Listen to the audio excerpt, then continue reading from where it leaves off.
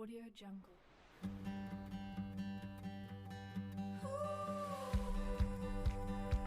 Perkenalkan, nama saya Miss Laili. Di sini saya akan menjadi pemateri pertama yang akan menjelaskan tentang offshore banks. Offshore banks secara sederhana didefinisikan sebagai suatu lembaga keuangan dalam bentuk bank yang berlokasi di luar negara tempat nasabahnya tinggal dan tidak diregulasi oleh bank sentral tempat bank tersebut didirikan. Jika seseorang bertempat tinggal di Australia, maka suatu bank yang berada di Amerika Serikat menjadi offshore bank bagi nasabah tersebut. Sebaliknya, apabila seseorang tinggal di Amerika Serikat, maka sebuah bank yang berada di Australia menjadi offshore bank baginya. Alasan suatu negara memberikan izin untuk mendirikan offshore banks dan offshore financial centers. Pada umumnya, negara hanya memperbolehkan pendirian offshore banks dan offshore financial centers di daerah perbatasan negara. Di antara alasan tersebut adalah agar mempermudah dalam mengakses pasar internasional dan memperkenalkan salah satu elemen dalam memaksimalisasi persaingan di dalam sistem keuangan dalam negeri.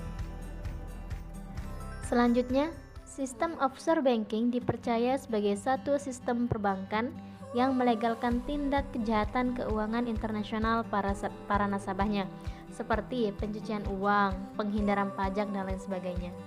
Nama saya Yuli Hanifa, NIM 180502111.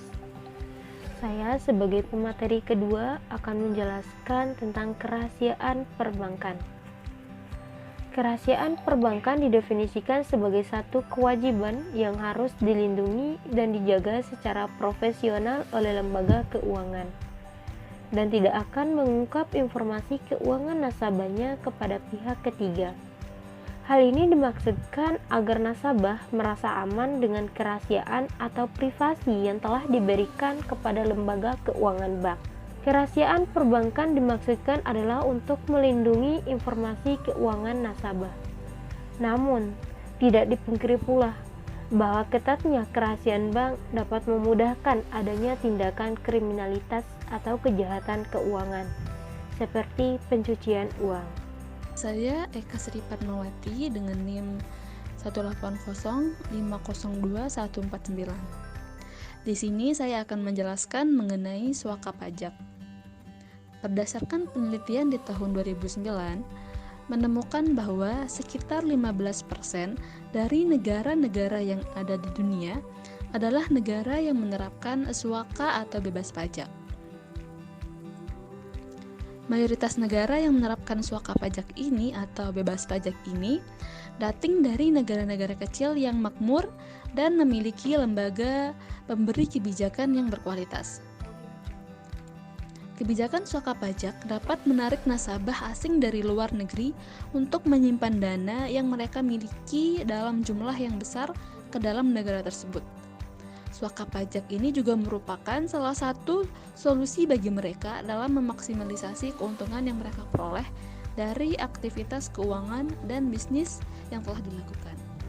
Perkenalkan, nama saya Hani Mareta, NIM 180502110.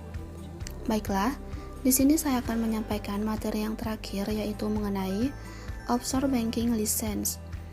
Offshore banking license dapat diidentifikasikan sebagai sebuah lisensi yang diberikan kepada offshore banks untuk melakukan aktivitas bisnis perbankannya.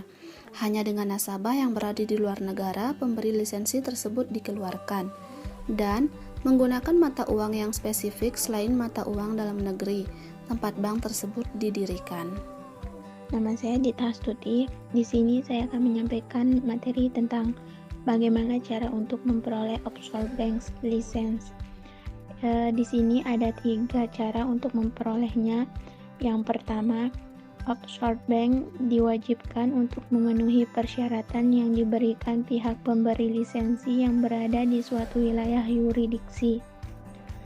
Yang kedua, offshore bank juga harus memenuhi kebutuhan modal yang diperlukan, sumber daya manusia yang akan mengelola dan bekerja di sana, sistem komputernya, dan sistem kepatuhan yang telah ditetapkan oleh pihak pemberi lisensi.